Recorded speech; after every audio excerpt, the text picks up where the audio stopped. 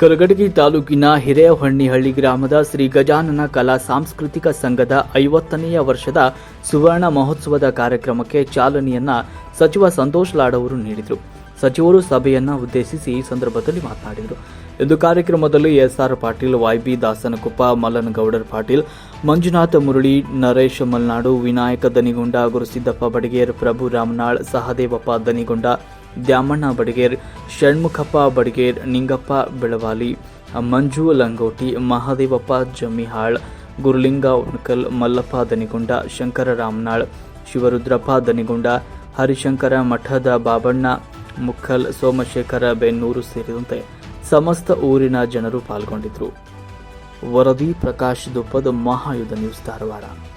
ಬಸವತತ್ವ sir, ಬಸವತತ್ವ ಶರಣು ಬಸವತತ್ವ ಇರ್ತಕ್ಕಂಥ ಊರು ಅಲ್ವಾ? ಏನೇನು ಊರಾಗ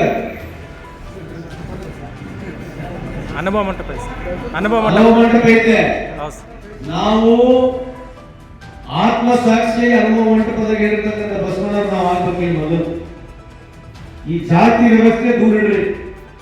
ಬಿಜೆಪಿ ಆಗಿರ್ಲಿ, ಕಾಂಗ್ರೆಸ್ ಆಗಿರ್ಲಿ, ಇವರೇ ನೀವು ಮನೆಯಿಂದ ರೊಕ್ಕ ಕೊಡಂಗಿಲ್ಲ.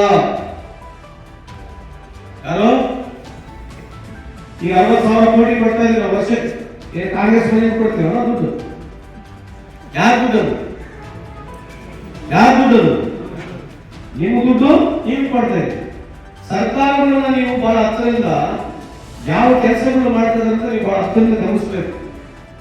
ಬಿಜೆಪಿಯವರು ಅವ್ರ ಮನೆಯಿಂದ ರೊಕ್ಕ ಕೊಡಂಗಿಲ್ಲ, ಕಾಂಗ್ರೆಸ್ನವ್ರ ಮನೆಯಿಂದ ರೊಕ್ಕ ಕೊಡೋದು. ಇವರು ನಾವು ರಾಜಕಾರಣಿಗಳು ಬಂದು ನಾವೇನೋ ಹೇಳ್ತೀವಿ, ಆದ್ರೆ ಬಹಳ ಅತ್ಯಂತ ಸೂಕ್ಷ್ಮದಿಂದ ನೀವು ನೋಡ್ಬೇಕು. ನೀವು ಯಾವ ಒಂದು ಪಾರ್ಟಿಗೆ ಅಂಟಿಕೊಳ್ಳಕ್ಕೆ ಹೋಗ್ಬೇಡಿ. ನೀವು ಯಾವ ಒಂದು ಪಾರ್ಟಿಗೆ ಅಂಟಿಕೊಳ್ಳಕ್ಕೆ ಹೋಗ್ಬೇಡ್ರಿ, ಜಾತಿ ವ್ಯವಸ್ಥೆಗೆ ಅಂಟಿಕೊಳ್ಳಕ್ಕೆ ಹೋಗ್ಬೇಡ್ರಿ.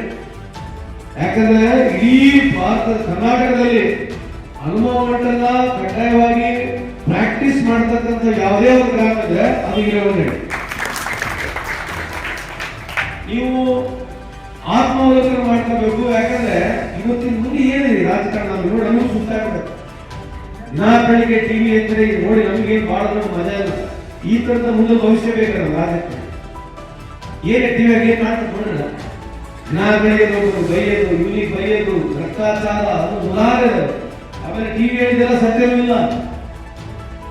ಟಿವಿ ಎಲ್ಲ ಹೇಳೋದೇನು ಸತ್ಯವೂ ಇಲ್ಲ. ಈಗ ಯಾವ ಸರಿ ಅಂತ ಯಾವ ತಪ್ಪು ಜನಕ್ಕೆ ಗೊತ್ತಿಲ್ಲ. ಆ ಲೆಕ್ಕ ಪರಿಸ್ಥಿತಿ ಬರುತ್ತೀವಿ.